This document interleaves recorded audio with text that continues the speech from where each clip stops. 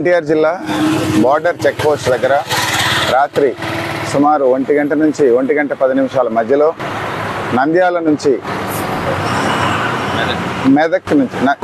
మెదక్ జిల్లా నుంచి గుంటూరుకి పైపు లోడుతో వెళ్ళేటటువంటి లారీని, అది ఇన్వాయిస్ని బట్టి మాకు తెలిసింది. సో ఆ లారీని మా ఇక్కడ చెక్ పోస్ట్ దగ్గర, గరికపాడు చెక్ పోస్ట్ దగ్గర ఉన్నటువంటి ఎస్ఎస్సి టీము అండ్ ఇక్కడ ఉండేటటువంటి పోలీస్ సిబ్బంది అందరూ కూడా తనిఖీ చేయడం జరిగింది.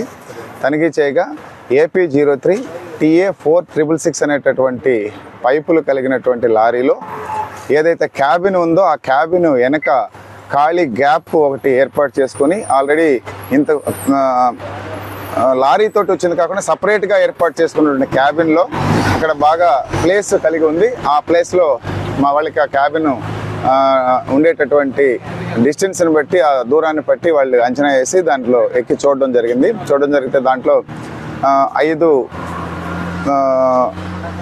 కవర్లు కలిగినటువంటి పెద్ద బ్యాగ్స్, అంటే అట్టపెట్టెల్లో డబ్బును కనుగొనడం జరిగింది. దాన్ని వెంటనే తీసి చూడగా సుమారు 8 కోట్లకు పైగా డబ్బు ఉన్నట్లుగా తెలిసింది.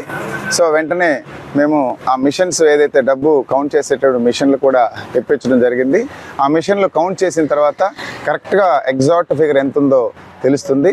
ఇంకా ప్రాసెస్ జరుగుతుంది.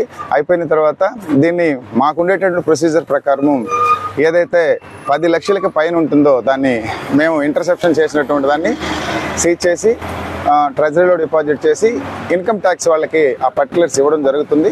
ఆ ఇన్కమ్ ట్యాక్స్ కన్సర్న్డ్ అది ఎవరిదనేటటువంటి దాన్ని తెలుసుకున్న తర్వాత వాళ్ళకి నోటీస్ ఇచ్చి ఫర్దర్గా వాళ్ళు చేయాల్సినటువంటి యాక్షన్ వాళ్ళు చేస్తారన్నమాట.